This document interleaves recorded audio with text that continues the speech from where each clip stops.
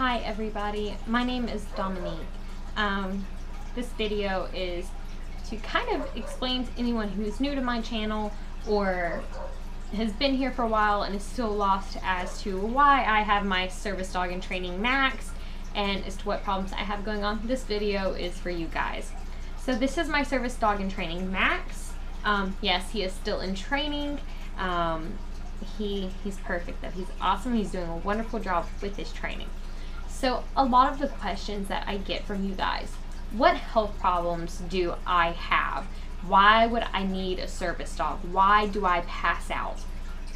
So first thing first, I have PTSD, post-traumatic stress disorder. I have really bad anxiety from it. I disassociate.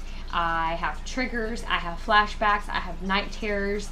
And that's just for my PTSD.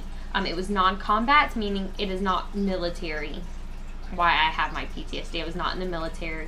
It is from something traumatic that I went through in my life through my childhood. So, my other health problems.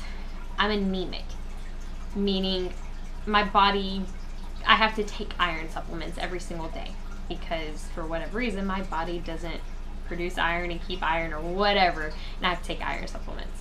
I'm borderline hypoglycemic, meaning every now and then my blood sugar bottoms out. It's normally only bad if I forget to eat or I wasn't able to eat enough, and then my blood sugar will bottom out. So the rest of my medical problems, I'm heat sensitive. I cannot tolerate being in the heat for long. I have nausea. I can get nausea at any time. I get really nauseous when I'm trying to eat though, meaning I can't eat a lot of food at once. When I start to eat, normally I can eat a little bit, but I won't be able to finish my entire plate or my entire meal because I just get too nauseous and too sick to eat it. I have really bad migraines, like horrible migraines I had for years.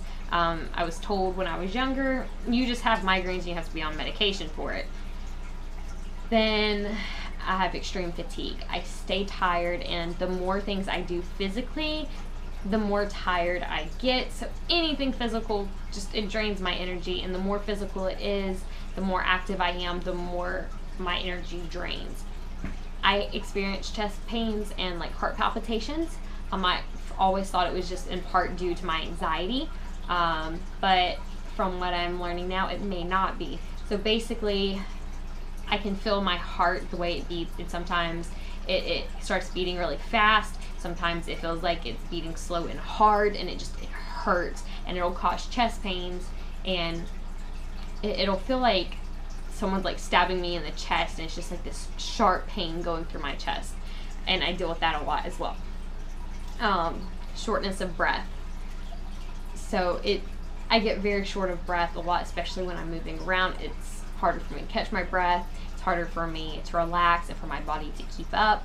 I get very lightheaded and dizzy.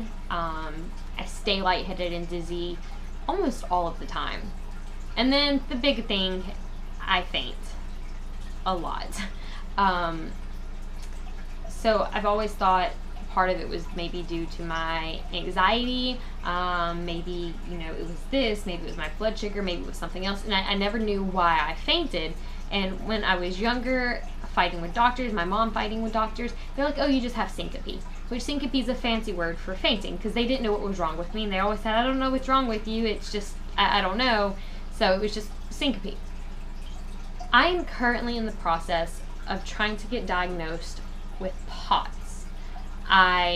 First I have to get the money to do so because I don't have health insurance. So I first have to get the money up to go to the doctor to get diagnosed with POTS. So what is POTS? Postural orthostatic tachycardia syndrome.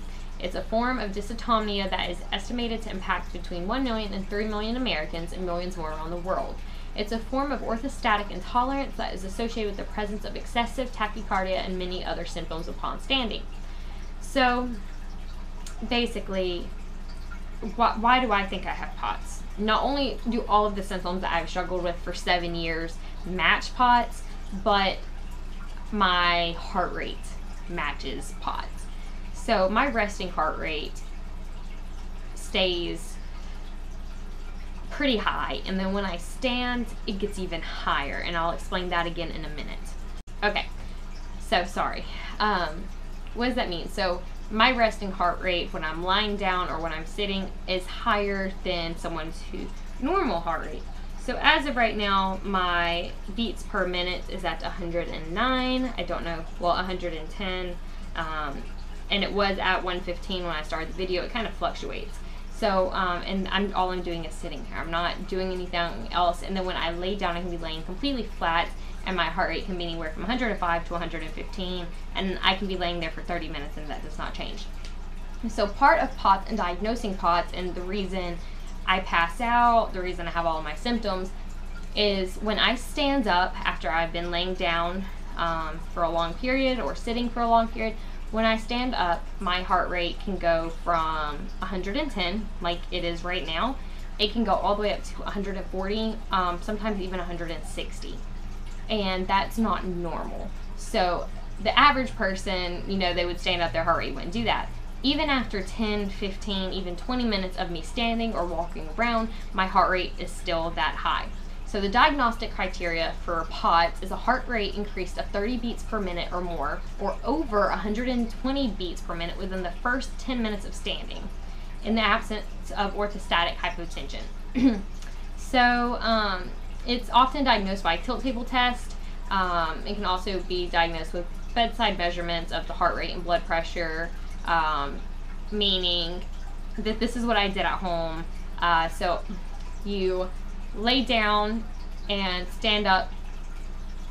You go from laying down for about 10 to 15 minutes to standing up, and you stand there for 2, 5, and 10 minutes, well, up to 10 minutes, and they check your heart rate at like 2 minutes, 5 minutes, 10 minutes, and see where your heart rate's at. They may also perform more detailed tests to evaluate the autonomic nervous system, such as quantitative pseudomotor axon reflex test, which is a QSART, sometimes called the Q-sweat, thermoregulatory sweat test, which is a TST, skin biopsies looking at small fiber nerves, gastric motility studies, and more. So when you have POTS, there's a chance that you have other health issues too. So some of my other issues, obviously, I get very nauseous when I eat, and it's hard for me to eat. I'm 92 pounds. My weight fluctuates between 86 and 92 pounds. And it shouldn't be that much. I'm 5'1", my weight should be anywhere from 115 to 120 pounds at my height. So I have a lot of issues that I struggle with on a day-to-day basis, and I've been struggling with these issues for 7 years. So I'm gonna leave the link to the website in the description if you guys want to read more into POTS, what it is, things like that. So how else can I'm trying to think if there's anything else I can really explain to you guys about all of that. There's not really much else I can explain. I can go into more detail about some of the other issues I have, like maybe some of the pain I get, the exhaustion that I have walking. A lot of times it's hard for me to walk around for long periods. When I go to the mall, I have to sit down, I have to take a lot of breaks. I physically can't keep up. Walking a lot, it actually hurts. It starts getting painful for me. And that's just something completely different that I haven't really gotten into with anyone or haven't really talked about much. So it's just my issues. There's a lot to it, and there's a lot of different aspects. But as of the moment, I am trying to get formally diagnosed with POTS.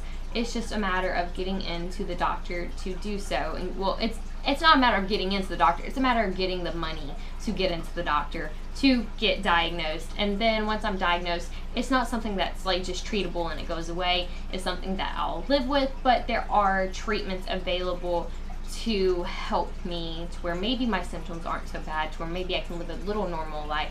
And then after I get diagnosed with POTS, maybe that'll help link some of my other health issues that I struggle with.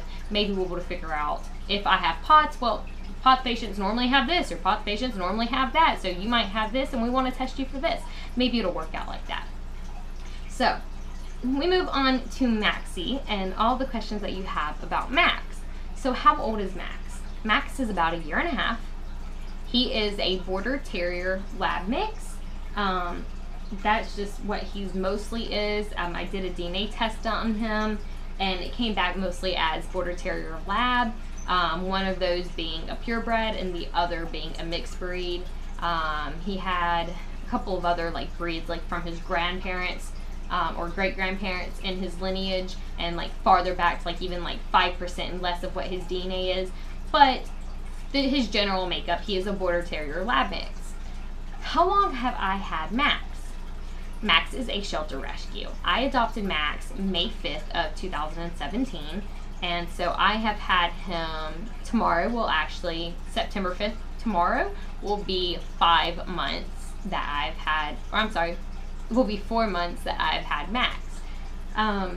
So how did I pick Max? Why did I pick him? Why did I think he would be good to put into training as a service dog?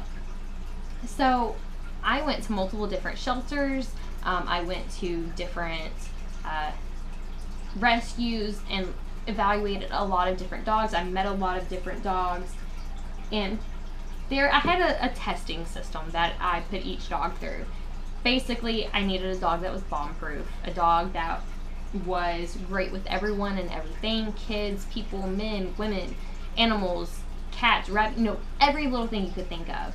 And they could not be reactive, meaning the dog had to be confident, it couldn't be timid, it couldn't be shy, it had to be a confident dog that when I dropped the metal water bowl on the concrete, he didn't, it wasn't a dog that completely freaked out. So I did a lot of tests with Max, a lot of different little games, a lot of different tests that I did with him and every other dog that I met to make sure I was getting the right dog. And Max just happened to pass every single test with flying colors. He just had the personality that you look for in a service dog. So Max is still in training, and he will continue to train for approximately 2 years. So service dogs can take up to 6 years. Service dogs can take up to 2 years to fully train, and so Max has been in training for 4 months. When I got Max, he knew 6. That was about it. Max knows probably around 20 commands, maybe a little more now. So what does Max do to help me? So for my PTSD, Max is what you would call a psychiatric service dog.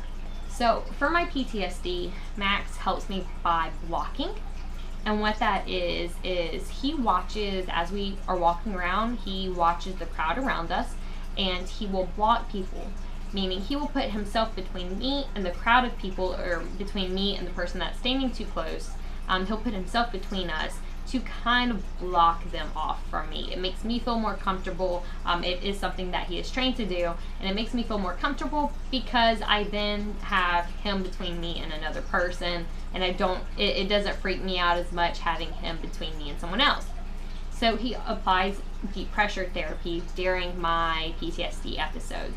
So like I was saying earlier, I can disassociate, I can have full-blown panic attacks, I can have triggers, I can have nightmares. I mean, it's excessive. So during, say, one of my anxiety attacks, Max is trained to alert before the anxiety attack starts, or before I notice, which is technically he is responding to something in my body, but that's how all dogs are. All service dogs respond to something, but we call them alerts. So he's letting me know before I realize it, that hey, you're about to have an anxiety attack. He's picking up on signals that my body is sending, the different smell, maybe there's differences in my body that he picks up on, and he alerts to let me know you're gonna have an anxiety attack. Try to calm down, maybe try to breathe, or I can move away from the situation, try to get somewhere else. So let's say that I'm not able to get away at that moment, and my anxiety continues and my anxiety attack gets worse. Max is trained to do deep pressure therapy, which is where he lies across my lap, and deep pressure therapy, it can just help shorten episodes. It's has to do with your nervous system, kind of cutting it off, allowing your body to relax a little, and it can overall help you. So he also has anxiety interruption. So when I get anxious, I'll scratch my arm, I'll shake my leg, I'll start hyperventilating, and Max is trained to respond and interrupt each of those behaviors. So when I start scratching my arm, Max is trained to paw my hand as many times as it takes to get me to stop. So if I'm scratching, he's going to be pawing my hand to make me stop. When my legs start shaking, Max is trained to put his legs or his head, any part of his body, on my leg and to put pressure to get me to try to stop shaking my leg to help me notice it. When I start hyperventilating, he is trained to jump in my face, basically. If I'm sitting here hyperventilating, he's going to get up in my face. He's going to be nose bumping me with his nose, bumping my hands, you know, just pawing at me and trying to get my mind off of my anxiety. He's interrupting, he's responding, he's trying to get me. The point of it is it's going to help me notice what I'm doing, and then I'm going to have to focus on him so my mind isn't, I'm not stuck in my own head, if that makes sense. It's going to help me focus on him and something else other than what I might be anxious about to help me calm down. So my medical issues. So Max alerts to my syncope, which is my fainting. He lets me know if I'm going to pass out. He has an alert where he will take his paws, both paws, and he will put his paws on my legs to let me know that I'm going to pass out. And when he does that, he puts his paws on my legs and he always looks me in the eyes. That was something I trained with him. When he paws me, I want him to look at me and look me in the eyes, and that was just part of what I trained him to do. I didn't want him to just paw me. I wanted him to put his paws on me as my alert and to look me in the eyes. So if I'm standing up, he's just going to get up and his paws are going to hit my legs. If I'm sitting down, his paws are still going to hit my legs right here. So, and again, I trained him to look me in the eyes when he does his paw alert. And that alert gives me a couple of minutes at most to lie down, to get somewhere safe, whatever I need to do before I pass out. So when I pass out, Max also does deep pressure therapy. So when he tells me I'm going to pass out, depending on what's going around, I'm going to try to lie down on the floor, somewhere where he has access to me, and I'm going to tell him to do his deep PT, which is the deep pressure therapy, and he's going to lie across my body, and his body weight is going to be lying across me. So what that does is that applies the pressure, it helps your nervous system, it's really more detailed, but basically it can help shorten episodes to where I'm not passed out as long. When I wake up, I'm calmer, because when I pass out, sometimes I get really anxious when I start to wake up, because I don't know, oh my God, how long have I been out, what's going on? It's very confusing when you pass out. So him doing the deep pressure therapy, it allows me to be just a little bit calmer when I wake up. It can also allow him, with him being across me that way, it can also allow him to focus more on my breathing, make sure I'm breathing right, to check my heart rate, things like that. And eventually, if it's ever needed, I haven't trained him to get help, but if that's something where I thought that I would ever need it, if something ever, say my heart rate was just really weird, I could train him to go get help and alert someone else nearby that I need help. So, what else does Max do with my medical issues? So for me, anything physical, just cleaning the house, walking around the store, that can really drain me. I can get very, very fatigued very fast. It can cause me to get very dizzy and very lightheaded. Max, I've been training him to respond to that and to let me know when I need to take a break and when it's time that I need to just sit down, when I just need to sit down and just take a break and relax. We are working on adding in nose bumps, like him touching me and things like that, to go along with some of his training. Like when I need to sit down, I'm working on getting him to butt me more with his head. And also when I need to sit down, he needs to apply the deep pressure therapy, where I'll sit down, he'll cover my lap. Not only does that keep me from getting up, but it also helps my body relax a little. So Max, if y'all have ever watched some of my videos, I do have a couple of videos where I try to go to get up, and Max will not get off of me, or he'll get off, and when I go to get up, he moves right back on me. He refuses to let me up until I'm not dizzy anymore, until it is safe for me to get up. And that's just part of what he is trained to do, part of why I need him. So I'm really hoping this video kind of helps everybody understand just a little bit more why I need Max and what's going on with me in my life. So a little more detail if you guys want to stick around to listen. I'm about to be 21. My birthday is September 30th, which is right around the corner. So I'm about to be 21. I am married, and I do have a little boy. My little boy is about 1.5. We live in Alabama. My favorite color is blue. And we also have an Instagram and we have Facebook. We're very active on our Instagram. So if you guys ever want to message us, y'all can message us here on YouTube. I do tend to see my Instagram messages a little more, but you can message us here on YouTube. You can message us on Instagram or our Facebook. I am working on getting a P.O. box as well, because I know a lot of you guys say a lot about sending us fan mail or just sending Max stuff and drawings and things like that. So I am working on getting a P.O. box set up. And as soon as that's set up, it will be in the descriptions of all of my videos. So alright guys, I hope y'all enjoyed the video, and I hope this kind of helps everyone understand a little more about me, my life, why I need Max, what exactly Max is able to do to help me. Now once I get officially diagnosed, if it is POTS that I have, and if it is related to my heart rate and my heart rate getting too high or something, I will be training Max more specifically involving my heart rate. If that is what's causing me to pass out, that's what's causing all of my other issues, I will be training him to alert to my heart rate to let me know when my heart rate gets too high. But for now, I just have the handy dandy smartwatch, and right now my heart rate is at 111. That's kind of normal for me. Y'all see? Uh-oh. Yeah, I'm not good at this. I can't turn my arm that way. But anyway, my heart rate is at 111, and that's just part of what I deal with. I don't know if I can get it on video, but I'll stand up for a minute and I'll try to see if maybe I can get my heart rate going high for you guys.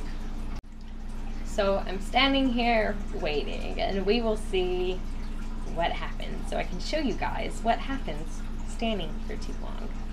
And this is just kind of part of what I deal with. So it's only been a couple of minutes, and all I'm doing is standing here. My heart rate is at 130. I'm getting a little shaky, pretty lightheaded. That's just kind of part of what I deal with every day. So I get my breath, start getting a little short of breath. Start feeling my heart in my chest starts to hurt. Start getting a little dizzy.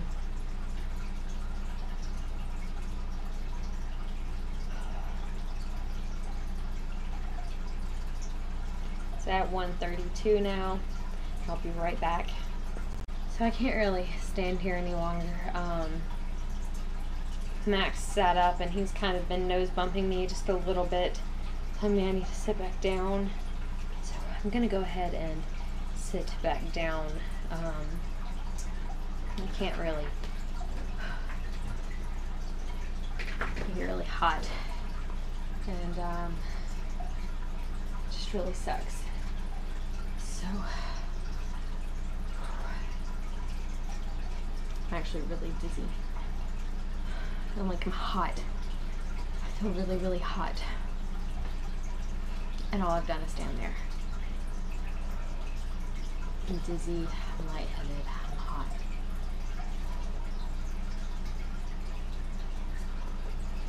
Goodbye, Max.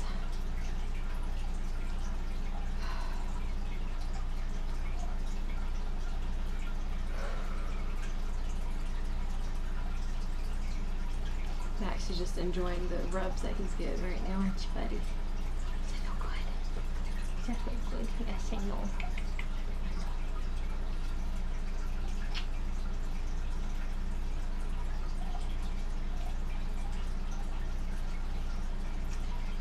So guys, I hope, I know, bud, thank you. That's a little nose bump that I was saying that I've been working on. I'm trying to get him to nose bump me when I need to sit down, take it easy when I'm getting too dizzy. Yes, kind of nice part of it. Nice part of it. Yes. Yes. No kisses. I don't get any kisses, guys. But he's just like, pet me more, pet me more. I will. We'll put him. He's a good boy, though. And aren't you? You're a good boy. You're a good boy, you are, aren't you? You're a good boy. You rub your legs and rub your chest. Alright, guys. So yeah, that's kind of what I deal with on a day-to-day basis. Is I stand up, and even if, yes, good job. Even if I don't stand for long, my heart rate skyrockets and I stay very dizzy and lightheaded a lot. What is it? You're a good boy, aren't you? You're a good boy. I know. I'm sitting down. I'm sitting down. Can you cover? Can you try cover? He looked like he was trying. He's wanting to do DBT, but he's on that and I'm in a chair, so he doesn't know how to. This is him trying to do his DBT. That's why he stood up and like turned his body. He was like, he looked like he was trying to figure out a way to like across my lap, which is what he's supposed to do when I get really dizzy, lightheaded. So he knows, isn't it? Don't you, bud? You know what you're supposed to do. But alright, guys, I hope you enjoyed the video, and I hope this kind of helps everyone understand a little more about my life and what problems I have and why I need this amazing boy right here. Because you're a good boy, aren't you? Come here. Come here. You gonna do it? Come here. Come here. Come here. There you go. Yes, good job. Come on. Come on. He's like, I don't know about it. He wants to so bad. I know you do. He wants to. He wants to do his DPT, the deep pressure therapy. He wants to do it so bad, but he's not sure about doing it with me in a spinning chair and him in this. So you're a good boy, aren't you? Come on. You want to try? You want to try? It's like, I don't know. I don't know. That's okay. Alright, guys. I hope everyone enjoyed the video, and I hope you guys have a great day, and please feel free to check out some of my other videos. Oh, and that's another thing. Why do I video? Why do I carry a camera around? I video everywhere we go. Every time we go out, I have my GoPro and I just record. I'm not recording trying to find issues or altercations with people and things like that. I just video. Most of my videos is really just us walking around, and a lot of you seem to enjoy just watching us out and about. If I happen to catch altercations and things like that, it's just by pure chance, just that I was recording at that moment. I don't record 24/7, but I do try to record a lot to just post videos of us going out and about and how well this doofus is doing, huh? Yeah? Yes. He's a good boy. But, alright guys, y'all have a great day. I'm logging off for sure this time. I'm gonna go sit on the couch, try to relax, get my heart rate down a little more, and I will see you guys later. Bye!